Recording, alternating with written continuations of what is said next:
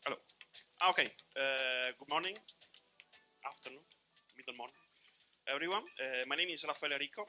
I am an assistant professor at the Asian Institute of Technology, and I work in the same team with Dr. Bora, NAPS, Dr. Curie, for this project of upcycling of polyurethane. Oh, sorry. Do you have professor? Okay, so I am the moderator of the session. This session.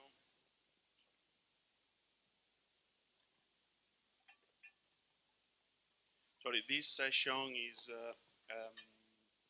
focused on why now the new plastic economy must be sort of circular economy. So just to start with a little bit, involving a little bit the audience, I would like to make a question to everybody. So how many of you in the past week have been to a 7-Eleven, a Family Mart, or a Max Value? How many? Raise your hand. How many have been? 1, 2, 3, 4. Half of you. Okay. Oh, okay. So, of you that have been to the 7-Eleven, how many has brought their own bag for buying the things? Only 1, 2, 3, 4, 5, 6. So say half of the half. Okay. So basically, 50% of the people are more aware, say, of the problem of the plastic in this audience. Okay. So starting from this one, I would like to ask to my panelists here, what do you think about this? Everybody can answer.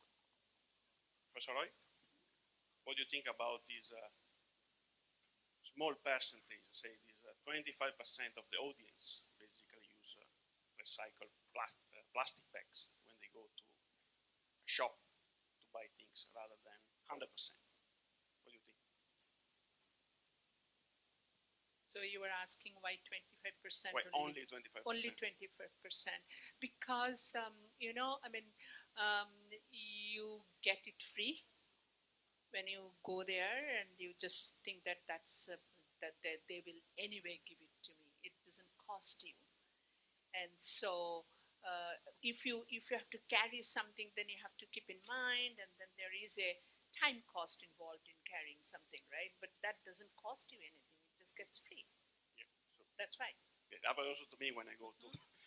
As soon as they started introducing price in the supermarket for your bags, behavior changed. Yeah, this is also something that, for example, I mean, I come from Europe, I'm Italian, that often in the shops in Italy is enforced. So if you want to buy a bag, is 20 cents, so more or less 10 baht, something. That is probably here is also quite relevant. Okay, so starting from this one, I would like also to please, yeah, of course. About the plastic bag or like reusable bag issue, my belief is that we have to make it fashionable to bring your own bag. Like in Cambridge, in the UK, it sort of became a sort of trend among the like trendy leaders that bringing your own bag and like flashing it out. It's like sort of something that you want to follow, so that it's not that you're just making me feel bad that I'm using plastic bag. It's more like, okay, this is cool, and so that we want to do it like as a good thing. And at the same time, but at the same time, I can see you can actually escape entirely from plastic. This morning, while we were attending this important workshop about plastic waste, we went for the breakfast and we were looking for some alternative, but we just couldn't escape. So rather than I say the plastic is our enemy, we still have to. We're going to actually live with it to a certain extent, but how to avoid it, trying to make an effort, avoiding it will be the way to go. And I'd like to propose one concept of as a human being, Homo habilis is a way that the human being who uses tools, and I'd like to propose Homo rehabilis, meaning that the human that uses the reusable and this tools in their lives. Thank you. Perhaps anything to say about this? I think it's a habit. Yes. Because even though I sometimes forget to bring my own plastic bag, I think like my own shopping bag. But I think it takes time, and then we have to be more conscious of the way we live on a whole. I think it comes from like the consciousness and the awareness. Thank you. Thank you. Then to reconnect with also Professor Visvanathan talk, do you have any question also about this talk? Now, since we have a little bit of time from the audience, one question there.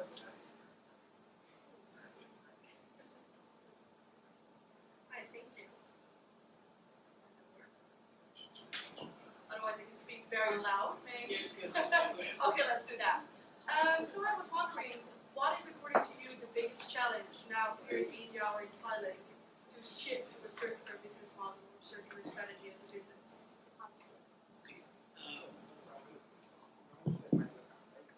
I think, as I said, it's end of the day, it comes how do you call it, the government policies. The first question we ask, okay, see every other country, like in Europe, okay, the plastic bags, you have to pay for it. But in Thailand, we have been fighting for the last X number of years, banning plastic bags. It's not possible. We might wonder why. Okay, it's all driven by different economic reasons. You might ask, why can't they ban plastic bags? Okay, so that's a different reason. One reason is the lifestyle. Okay, a country like in Thailand, everybody buys street food and it has to come from plastic. Alternative packaging has not been introduced, so we don't have. Okay. Second thing, Thailand produces a huge amount of resins, so there's a big industries which do not want plastic banning to come inside. Okay, it's very easy in a country like Sri Lanka to ban plastic because they don't produce resin. Okay, same thing. So that's a reason. And secondly, you have to understand, we talk about bring your own like cups and etc. Like if you look at it, Starbucks before pandemic, many of the things that was working very well. Many coffee shops, you can take your cups. Okay, you can get it. It was working very well. Sad, last 2 years. Pandemic came, everything changed. Okay, so we have excellent good practices in many countries. Okay, cutting down plastic. But now we are going back exactly in opposite direction because earlier plastic is used only as a mean to carry something. Okay, but today the plastic is used for packaging. It's not only for carrying; it is for safety. You look at in 7-Eleven because they have to wrap it up. Because of the safety reason, hygiene reason. So more plastic we have been using it. And we are moving into internet shopping. Okay? So we need more plastic. Okay? So whatever good practices we had, we have lost it and it will take a much longer time coming back to normal. And it's a big issue. I think that's I mean, I don't have to talk actually. I'm just a moderator, so you have to talk, of course. Okay, thank you so much, Professor.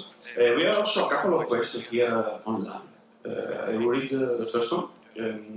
That is, what is the role that civil society is currently playing in the transition to a circular economy, or can play in the future? Anybody want to try to answer this question? Yeah, I said earlier also that everybody has a role to play. So civil society is supposed to behave like the citizen's voice, if we take it that way.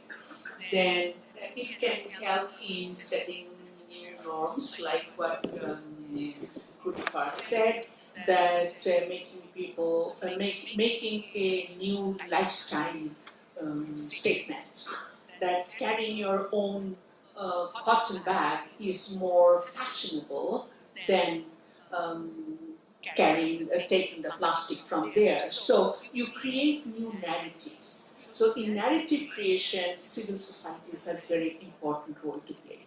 And also sometimes what I feel is that civil societies also need, actually civil societies do not work on their own. They are also funded, they are also financed. So we need to look behind that, right? what makes civil societies to function. So they are the statesmen of different ideologies. So who is funding them is very important. So I feel that green businesses, say nornnorn, or many other such industries and good practice, sustainable practice industries, they need to create these civil society movement. So I think civil society movement gets created also. So there is a huge need for appropriate funding for these civil societies. Otherwise, civil society on their own have little identity. You need to go behind how these societies got created. And then there needs to be, so finance need to flow in the right direction. Then only you can have the reaction. So that's what my take will be. Thank you. Yeah.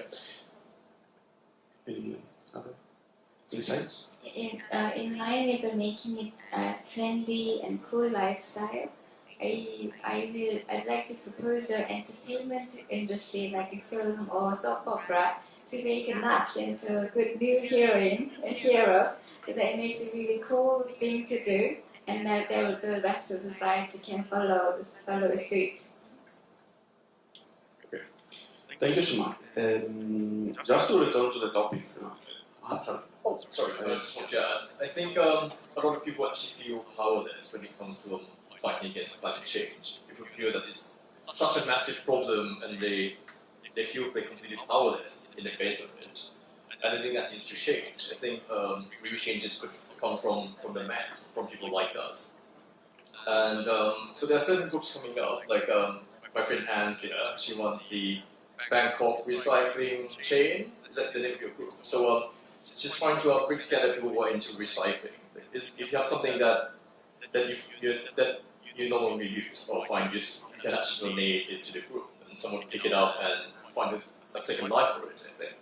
So movements like this have to gain like a stronger foothold in society, so that everyone could feel like more empowered, that they could make a difference. Because without this, I think it's a completely lost cause. Because then if you have to wait for the government or the big corporates to make a change for us, then it will be far too late, I think.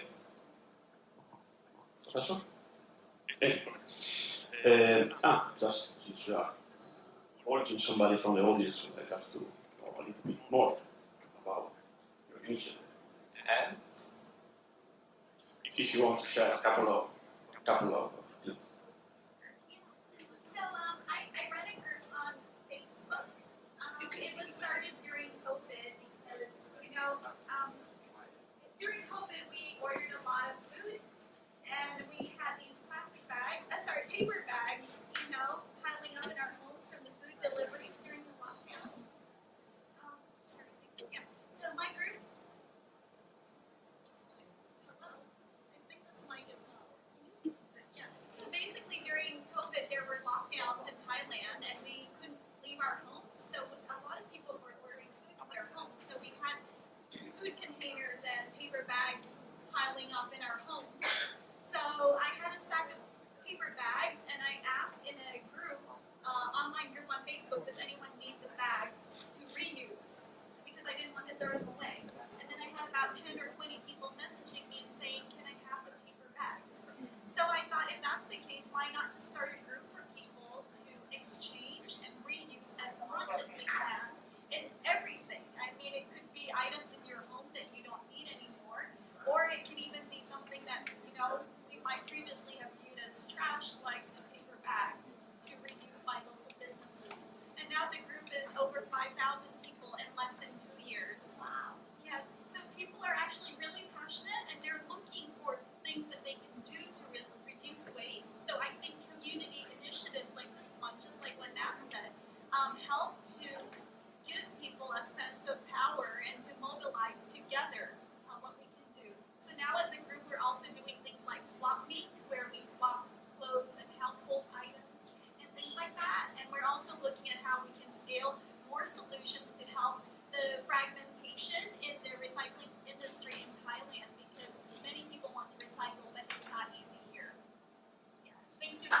Thank you so much. Thank you. Thank you. I'll just add one thing. This is really very good example because this really shows that the three mega trends we were talking about. So this is really the sharing economy, this is the circularity, and the digitalization. So all these three really made it possible to do this. Thank you so much.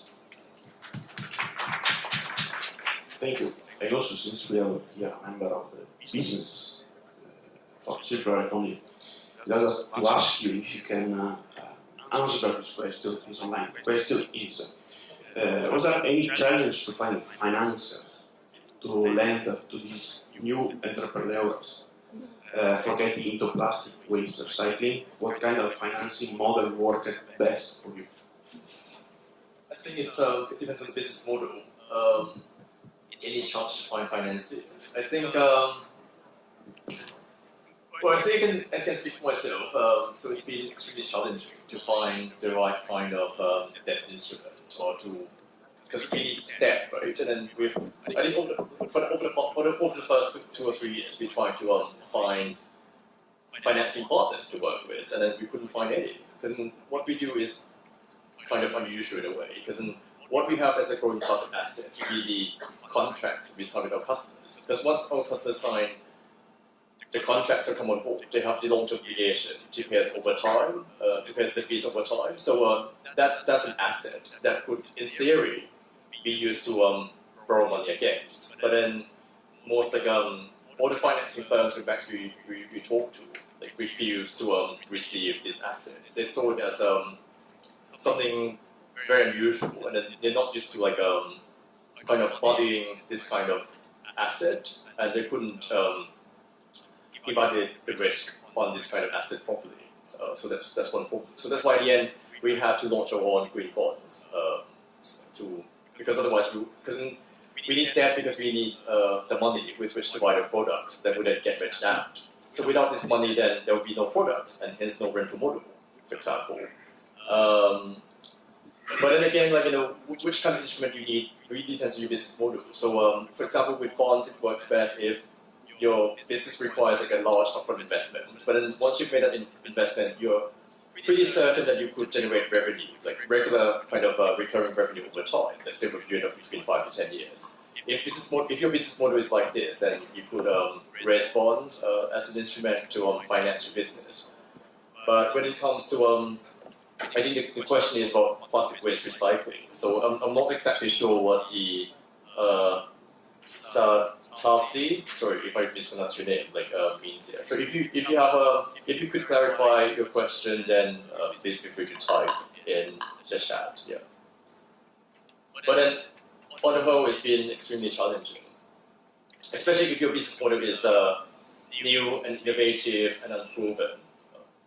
And I think in Thailand we are quite conservative on the whole, so it's a lot. It might be a lot harder to start something truly new here than compared to let's say in the US, where the appetite for risk is much higher. I think we see that across Asia, actually, from Japan, even South Korea, down to Southeast Asia. But that doesn't mean that there's no way to move forward. You just have to be innovative about it and just keep pushing hard to make things happen. Yeah, but what we are saying in the whole literature is that we need such role model business models who create the role model. So you are a role model who is creating an example which can be replicated later on. So this is something which is really important. Someone needs to be pioneer, right? A pioneer doesn't know that they are a pioneer, right? It's the others who try to see. So you pioneered an idea which can be now scaled up and taken up by financial institutions, governments, and many others. Actually, we didn't start out to become a pioneer in this space at all, because we thought it would be pretty simple, right? We just print out mattresses and connect them back and recycle them. How could it be? But as we started on this journey, we discovered it's actually really, really hard. So that's why no one had done it, because there's no debt instrument in the market that could support our kind of business model. And maybe in the startup world, we say that you have to start from being quite naive, actually. Because if you know too much what's going to happen, then you get too scared to even start doing anything. So I think it's good to be a bit naive, like we once were, and then you kind of learned along the way what the challenges are, and then you just solve all the issues that come along like bit by bit.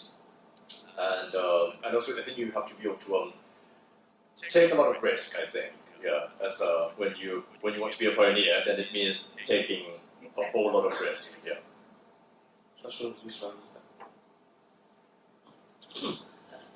I think normally a financial institution, when they want to lend the money, first thing they look at the risk. Anything innovation, they don't want to take a risk, and especially on plastic. It's something new with a risk. And it's also the plastic very often in many countries. The policy keeps changing. Okay, so when the policy keeps changing, and say for example, if you start a PET recycling bottle company, and tomorrow if the government changes the policy, the bottled water, single-use plastic bottle should not be sold. So there is a risk. Okay, so if I finance for plastic recycling company, a banker, I always look at this one. The risk factor related to the government policies, the inconsistent is one of the biggest issues in my field. I feel in Southeast Asia, or South Asia, Southeast Asia, in Asia at least. So it's very important. The government should work with financial institutions to promote plastics recycling.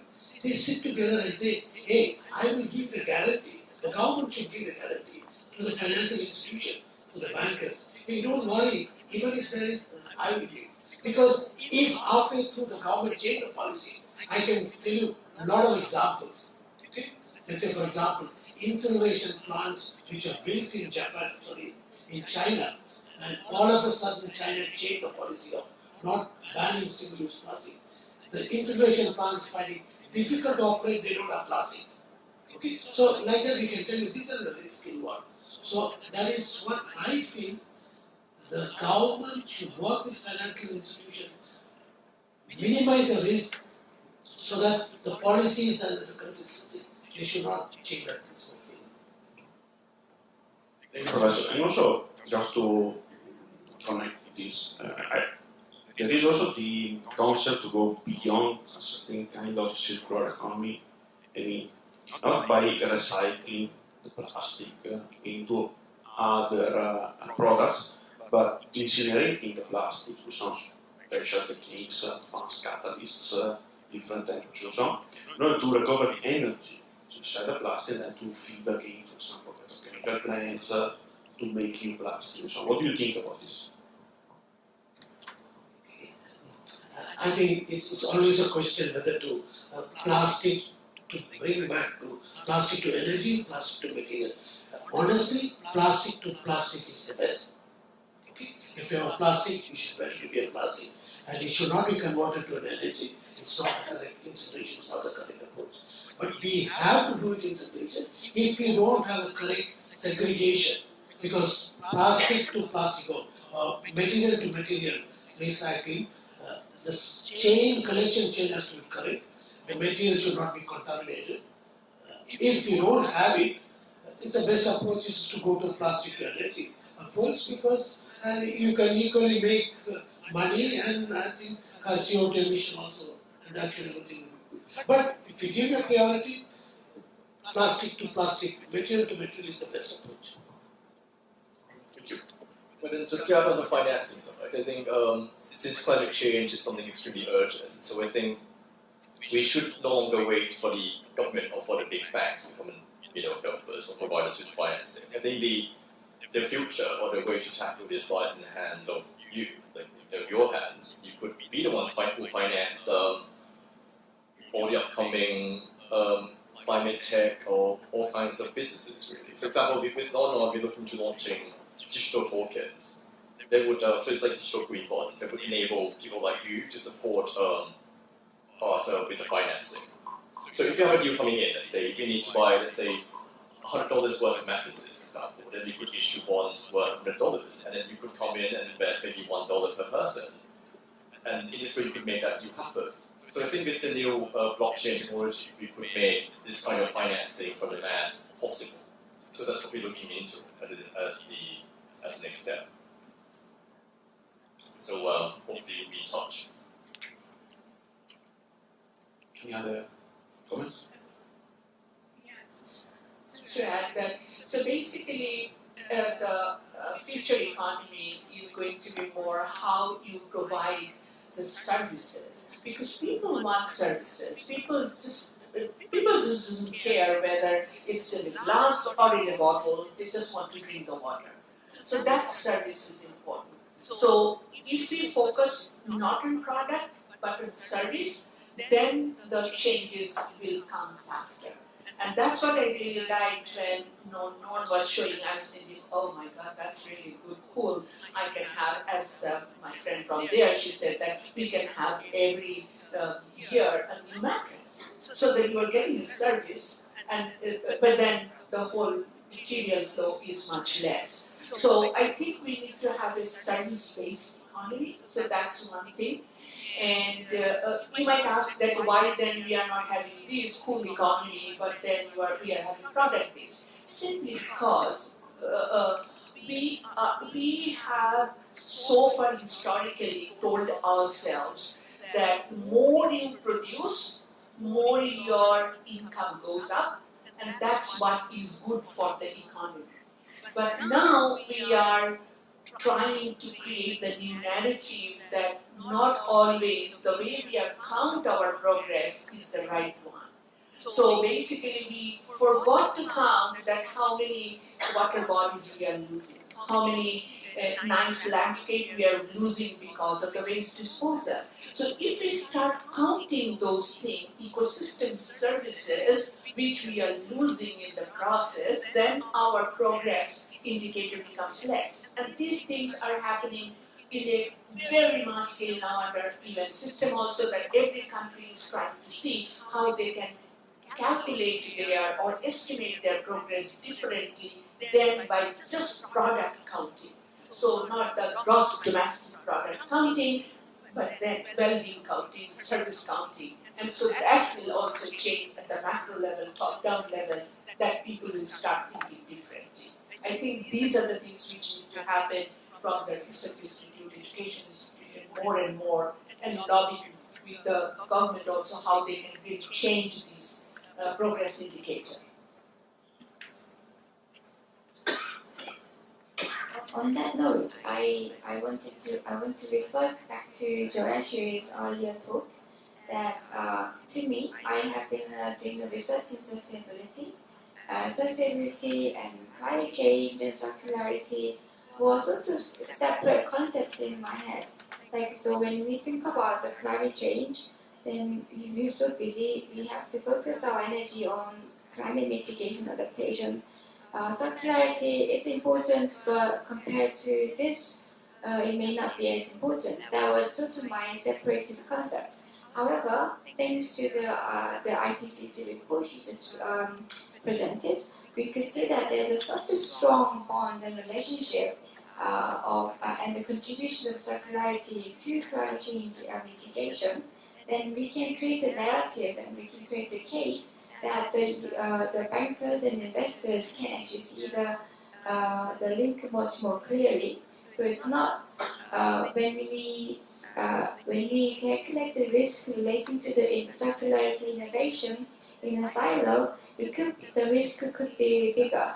But if you link the risk that by the inaction of our climate change, by not supporting, by not investing in such a circular economy business, then the risk can be much bigger. And in that sense, we can actually create a case that can actually help the financing these businesses, and also in the end, that will contribute to climate mitigation problems. So basically we are saying that you look into the direct benefit and the co-benefits. So you quantify those and bring them up and then show that total benefit is much. Like what Professor Vishu was also saying, that we need to take a systemic approach. What is happening to the system? We create more hospitals, we think that our economy is progressing, but we forget that if we have a better health and if we have less hospitals, we are even much better than having hospitals. So these are the things we need to know how. So I mean, yes, it is true. Since post World War II, we invented a method for measuring our progress. but that progress indicator is like incomplete indicator. It did not take many other things. So there is a huge research going on. How do you really make it a better indicator and better estimation procedure for progress? And in that case, these activities will actually get rewarded. They will have, like we are having the price for a microphone, so we will have then the different price for so the price for non-recycled product will be much higher than the recycled product. So it is now completely reversed. Everybody was asking, is his mattress going to be cost higher or not, right? And he said, yeah, I'm adding the recycled cost. But we are not adding how much we are saving in terms of environmental benefit. So that's something we need to bring in, and that's exactly what is happening, payment for ecosystem services. So how you put that number and then you say that, okay, this is much cheaper. So this will be actually cheaper compared to the other one. This should be the norm. So something is wrong somewhere, right? We need to understand that. And that's something which is trying to get corrected, but this should happen even faster. But I think what's really wrong is actually the whole value system. I mean, if you dive down into it, I mean, I think because we live in a very capitalistic world, very materialistic in a way, or in many ways. I think we need to change that kind of value system. I think we need a new paradigm that perhaps what we should value is not material things, but then our own personal happiness, something that comes from within. Because at the moment, I think people spend so much money on, well, external things, like buying a luxury bag or buying a very big car with a big engine.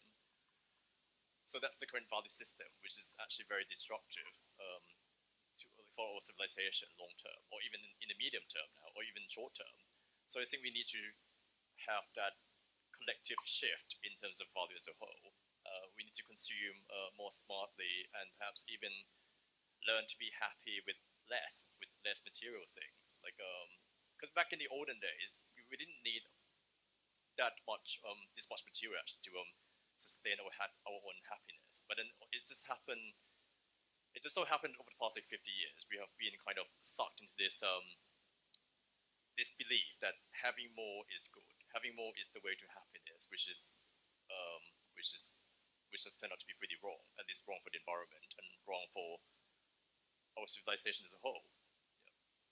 And I think that's something that we have to work together on, like this collective shift.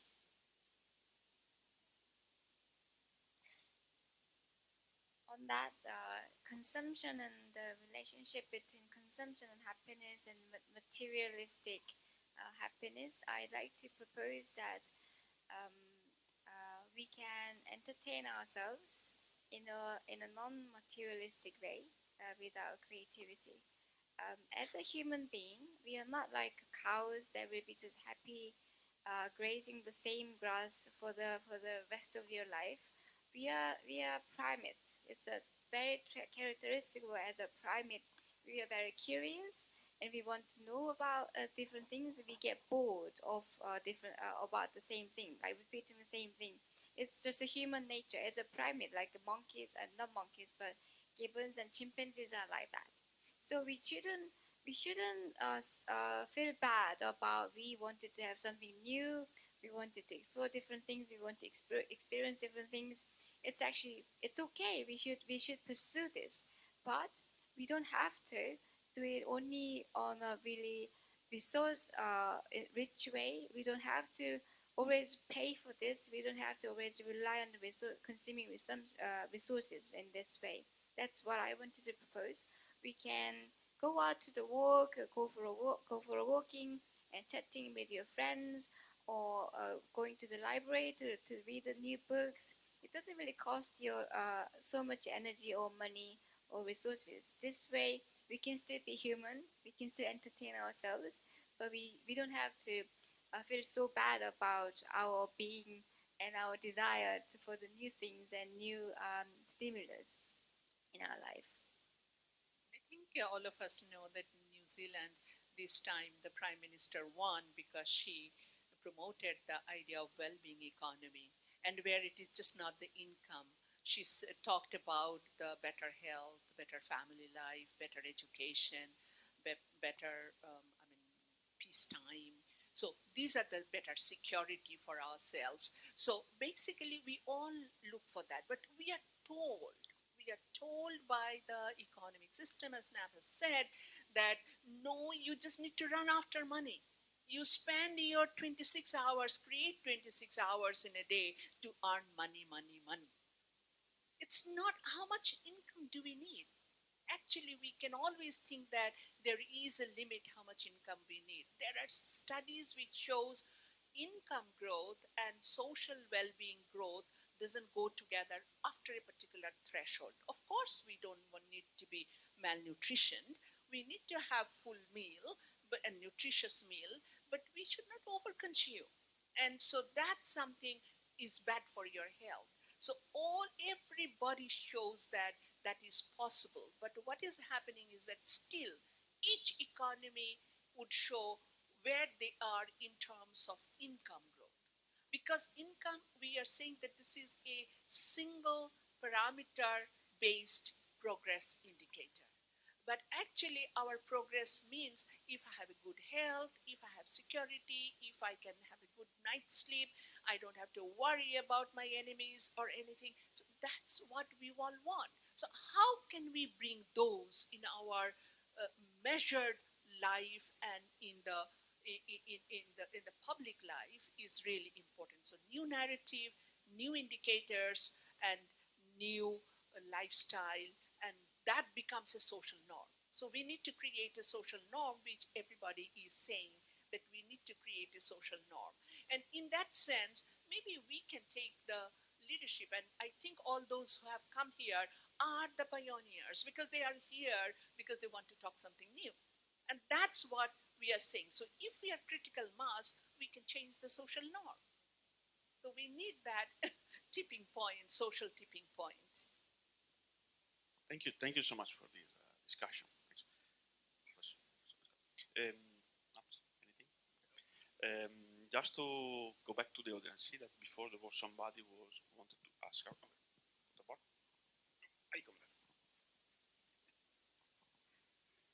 Thank you. So yeah, I was listening actually quietly, but just a very short question. So where do you think we are failing? Just to elaborate, maybe I think Professor Bisu has touched about it at the end, where he talked about the self-control. And I also personally feel that this problem is actually more a psychological problem, not I think everybody understands nowadays what is climate change. Even my mother knows what is climate change. So, and she always used to nowadays carry a bag, a cloth bag, when she goes to market. So, I think that's not where is the problem. I think people are aware of the issue, but still it is not working. So where are we actually failing?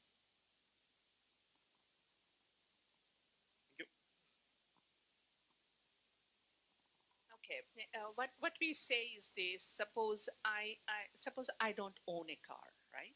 So I think that okay, my carbon footprint is less, but I know Tanujal rides the car even to go from his home 1 kilometer to the office, right? So next day I think that what I'm saving in the atmosphere, this guy is polluting the atmosphere more. So this is something which we say when you are using an open access resource, and then there is a tragedy of commons. So it is owned by everybody, but no one owns it, and so no one cares for it. So under such circumstances, you need a regulatory mechanism so that people behave in a public space. Self-control is very private. That may not generate a public good, but we are looking for managing a public resource. For public resource management, we need some public rules, new regulations which are common to everybody, so that it's not left to individual to decide. You know, if you do not have a walking road, you will not be able to walk even if you wish. So the infrastructure investment, choice of infrastructure investment, what kind of industry you will promote in your country. So that's also a policy matter, because we live in a society which is regulated society. So how those regulatory mechanisms, so all the studies assessment shows what are the wrong points in the society and which needs to be corrected, and that can give an ambience where people will behave in a particular way which is publicly beneficial to everybody. So what is going wrong is your regulator. You have a fossil fuel subsidy. How can you buy an electric car which uses less fossil fuel, right? So what I'm saying is that it is now established in the literature that you need your regulatory mechanisms to be corrected, you need your financial management to be different, and all these are happening, not happening because you have a progress indicator. Every day you are evaluated by your financial productivity. If every day you are evaluated by your material consumption, how much material you're consuming, your country is doing better. So you have a wrong indicator which you are following every day. So these things which you realize doesn't get implemented. So now in all these global assessments, it says that not only one thing should change. So there are several, our infrastructure, our choice of indicator, our measurement rules, the financial model, the business model, all these need to change. And so these are the things which we need to be talking. So what is this new, what we need to be talking about? So there are many, multiple things which are going wrong in the whole society. And that's why we are seeing a wrong outcome. Thank you. There is a question from the bottom. Actually, one question is like, in place of making aware to the consumers, in place of that, it is very much important to those who are producers of plastic to make them aware, to make it 180-degree shift for the production itself in the technology. Because unnecessarily the customers, we need to be pay for it, and again we need to be have the awareness that no, we need to be use this kind of things. So if you look to the major producers, ExxonMobil is there, Dow is there, or Reliance are there. These are the major producers, and that's what we are using this all the plastic materials. Yeah. So what is your opinion? Whose opinion? Everybody can. Everybody.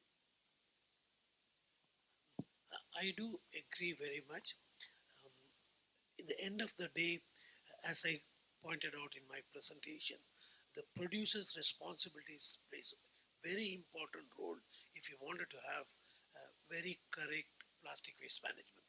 So I think you cannot transfer all the responsibility to consumer, because consumers say, to be honest, plastic is a miracle product.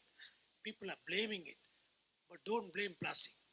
Without plastic, we will not achieve all these health indicators. Okay, if you go to many urban cities today, we have safe drinking water because of the bottled water.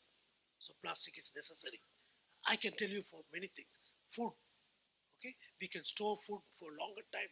Okay, so we cannot transfer all the responsibility to the consumer. Consumer needs plastic because we don't have an alternative at the moment, and plastic is doing a fantastic job. At least I, as an environmental engineer, I don't like when somebody says you should ban plastic. Okay, I feel it's a wrong motion. The plastic is necessary. How you manage this is important. But you cannot put all the pressure to the consumer because you're using it. I think there's a sufficient responsibility should come to the producer. Okay, I am producing it. I should make way how I can collect back afterwards plastic. And that is important. And in many countries coming up, extended producers' responsibility. How do you do it? That is very important. Okay? So please, I agree with you. Don't transfer everything to consumer, and don't expect it consumer to do everything. The producer should do it. And if they know, if I know at the end of the day I have to manage, I will spend correct technology. I think there are a lot of examples in other sectors, not in the plastic, other sectors. So it should be the extended producer's responsibility. The tire industry is a very classic example. Okay, I mean, there are many examples. It has to come to that. Thank you, Professor. Any other insights? I just want to go back to Dr. Bora's question. I think, so what's wrong? I think at the end it's all down to education. And I think from early childhood, we're not taught to find happiness from within. We're only taught to seek happiness from the outside, or to find some shortcuts to gain that kick of happiness. I think it all comes down to that. And I think media also plays a very important role, because I think that needs to shift. Because in the media, every day we see, or we are bombarded with all these messages that, being a billionaire is a great thing. I mean, that's what we get bombarded with every day. And then obviously over time, that kind of gets imbued in our mind that, we need to have a lot of material things in order to be happy. And that's an illusion which needs to change. Yeah. So so I think in short, like education and the media.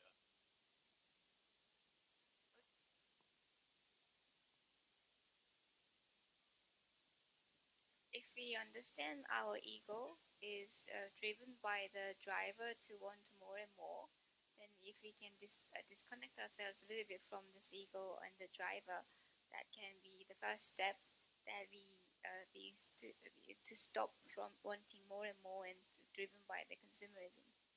But I have a question for Dr. Bora. Dr. Bora, are we failing? Because your question was where we are failing. We have an urgency now, right? Urgency, and yes. we know whatever we have been doing in the last 20, 30 years, it's not working, or maybe not effective enough. That means definitely we are failing somewhere, the whole approach. Right. Or maybe we are missing some point somewhere. Okay. So that was my question basically. Right. Because we have an urgency. Yes, I agree. If we continue following what we have been doing in the last 10, 20 years, means then we will never, I think we have seen some of the graphs in the earlier today. We will never reach to those points. So that was basically my question, like where we have to, I think, identify what is going wrong, or maybe what we are missing. Sure, I cannot agree more with the fact that we are facing the greatest urgency of the humankind. At the same time, if you call it a failure, I be the biggest failure. I talk about climate change and carbon emission. I flew all the way from UK, flying here and there. I cannot really justify my carbon emission about too much flights. But so when you look back and when you think about the urgency, how urgent that is, and it feels like the world is going the wrong direction, I tend to feel so depressed and like so disempowered, and what can be actually done. But when you think hard, at one point I realized that the fossil fuel and plastic is like, as Professor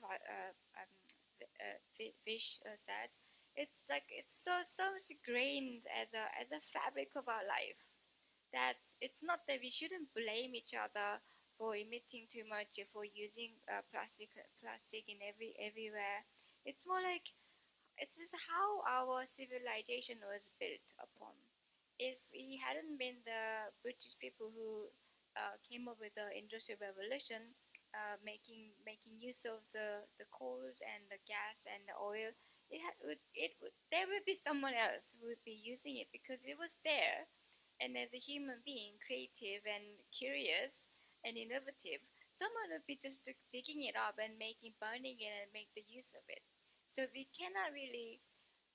I think it's too late to blame or regret that we should have left it there. But it's more like we, as a creative being, we will find a way. I trust, but I don't know. We will have to fight until the end of the day. We might end up not winning the game, but it will still be the good for the earth anyway if civilization collapses because of the climate change. But we will find the way. We will find the way in every sense, every corner of life on Earth, like business and government and industry and individuals and critical mass. She mentioned we have to have a critical mass. There's a research, like various research at the level of what is the rate of the critical mass? Is it 3%? Is it 15% to 8%? Let's say 3% will be big enough. The smallest number, 3% is big enough to make a change. When you think we are too small to make any changes, then they say we have to think about the mosquito in your room. It's such a small insect, but that's really powerful. That impacts your quality of life. So we are on the right direction. As I said, the speed may not be as much as I wish it, but there is always a change. And with the critical mass, I believe we could create we could reach the threshold, and we will see happy and look back that we were so stupid back then, but we are now better in a better place. That's the hope that I want to see in your hearts. That today you're here together. That it's not about making mistake. We're growing in a particular way, and then we realize that no, this is not the way we need to take a turn around. And that turnaround, which way to go, is also now scientists collectively have come up with what is this turnaround pathways. We know what are the turnaround pathways. We know what rate at which we need to go through these pathways. So the problem now is how do we implement it for each and every step. I'll just give an example.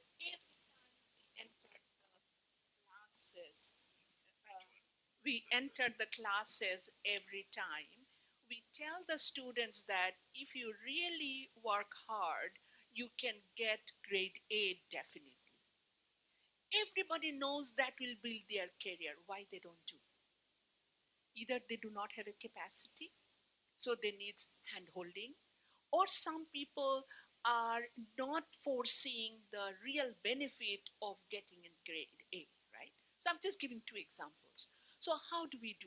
We just give little more capacity, those who do not know how to do, and then those who are just straying away, make them more and more understand what is the benefit. So we need to talk now about what the benefits of taking the alternative pathways.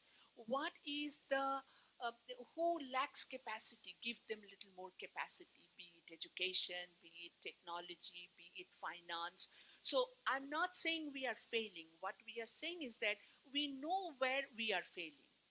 The students know they are not giving 10 hours, they are giving 2 hours, and 8 hours they are just loitering around, right? So they can give little more time. So just showing those things. So practically with all these assessment reports, we are trying to say exactly what are the things can be done, how much reduction possible, so how to implement this. So for implementation, at this stage when science is clear, what we need is to talk to the different actors, consumers, governments, international cooperation, and then businesses and finance to find these solutions. In small activities also we need to find solution.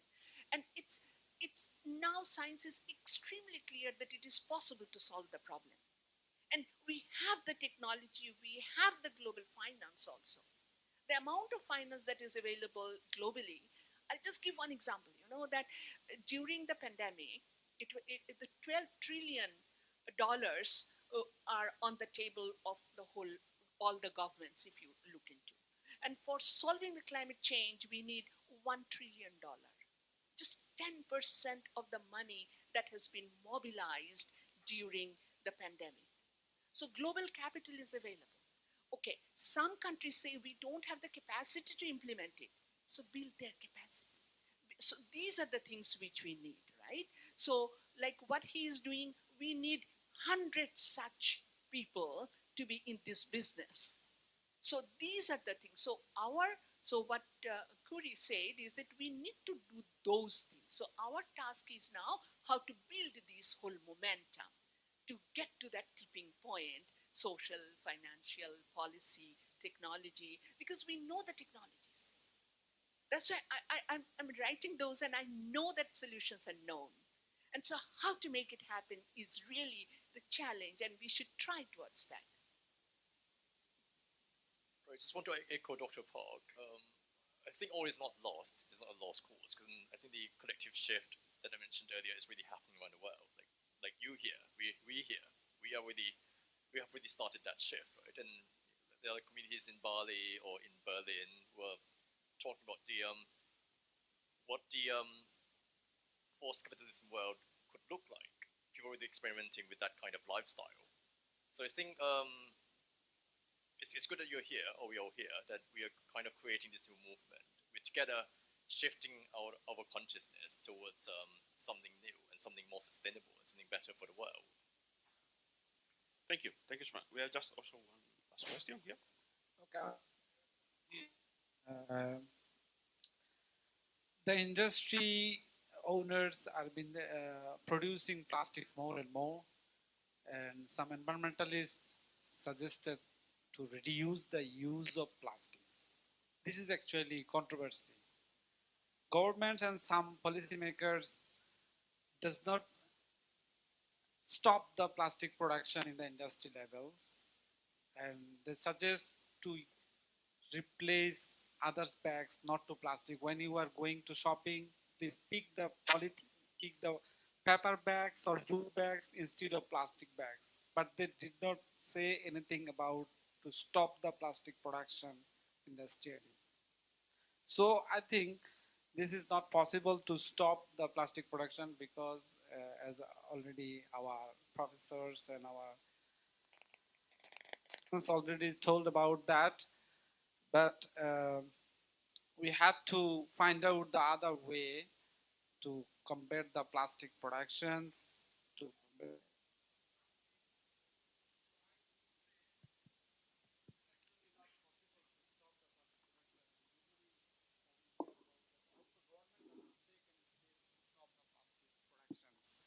So as a result, what we are talking about, I think from my point of view, we should not talk about any kind of shops, any kind of consumers. Please do not use plastic bags more and more, plastic bottles more and more when you are going to shopping. It is available and it is free of cost. So why didn't they use it? They can use it easily. They did not talk about, they did not concern about the environment. They are concerned about their easiness of life. That's it. So I think we can convince the government. We have to convince the government, and also we have to convince the consumer. How can we convince the government? We can convince our government by making a lot of recycling industries, and also by making some industry where the government can get money. For example, trace gas production from plastics, fuel, energy production from plastics, and also plastics from plastics. This is also possible. So recycling industries are very few in different countries. And how can we convince the consumer? We can convince the consumer by that way. You have to collect all the plastic materials after using it, and you can sell it to the company. Lots of companies are waiting to buy your reused plastics. They can use it to produce other products from plastics. Maybe plastics is also possible. So if they can get some return, they can get some money from the used plastics, then they will be very conscious about that. Yes, we have to keep it in a single packet or in bottles and in a container, and we can sell it. So I think we can go this way. What is the best way? For example, if you can go to the rural area of any country, then you can see some cow dung, some faces, animal faces everywhere. But at the moment, you didn't see it. Why? Because all the pollutants are converted to a biogas. People can use it, the gas, for cooking. So if we can convert it to a new technology, to a new resource, then it would be great. No plastic is available. You cannot see any plastic packets, bottles in the sea beach, in anywhere. You didn't see it if it will be converted to a new things. So what should we actually focus on? We are focusing on to use the plastics or to convert plastics to other materials. Thank you. May I challenge you with the concept, with your argument that that we cannot stop plastic production at all? I'd like to challenge you because it's not it's not true. In the UK, perhaps because of the education, because of the BBC documentary back in 2017, 18, plastic companies, production companies, come to us, to our center, and say, I don't know what to do because I've been really proud of my business and I've been okay. There was no problem, but now people don't even want to talk to me in a party when they know that I'm working in a plastic industry. Like they, as if I'm working in like a tobacco company, like in before. They feel like oh no, it's a bad guy in the room, and then their children come to you. What are you doing, Dad? I'm so embarrassed. You're doing plastics. So this is actually happening because of the education, and this actually leading to the social changes in somewhere in the UK at the moment. I trust with the constant education, this will change. The change have to come, and it is coming. And when it comes to the recycling, although I am working in the upcycling research and we are doing the upcycling, the prevention is the best rather than recycling reuse. So we'd like to, we'd be very happy to be out of job because there's no plastic anymore to recycle. But we'll be on the way, but we rather want to be education part and the prevention part and reduction part will be the main focus of our action in the end. I actually disagree with you. I don't think plastic is the villain per se, because plastic is actually an ingenious invention that has saved countless lives over the past 100 years. Exactly, we have all benefited immensely from plastic, but then I think what is missing in the whole system is we don't have a way to retrieve plastic and recycle them, and we let them kind of float away into the oceans and pollute our lands, etc. I think that's what needs fixing on. So I don't think plastic is a villain, and I don't think we should stop producing plastic entirely, because no matter whether we like it or not, it's actually the foundation of our modern society. I think without plastic, a lot of people would have died. I think with the past 50 years, more people would have died than with plastic. So and I think the whole system and the whole collection system and even the price of plastic has to be, plastic should be priced in such a way that all the externalities are accounted for. I think that, as Professor Roy mentioned earlier, I think because at the moment, the way we price all the products, we don't actually include all the externalities, like how much this product actually pollutes the environment, for example. So I think that this method of accounting or this method of pricing needs to change, and our society has to be able to adapt to it over time. Thank you, Naps. Okay, so we are running a little bit behind on schedule, so maybe we can close here the session. And we'd like to thank all the panelists, of course. And just to have a short summary, of course, plastic is here to stay and probably will stay for a lot of time. What we have to do is just be a bit more aware of what to do with the plastic, how much plastic to synthesize, how much plastic to reuse, and continue to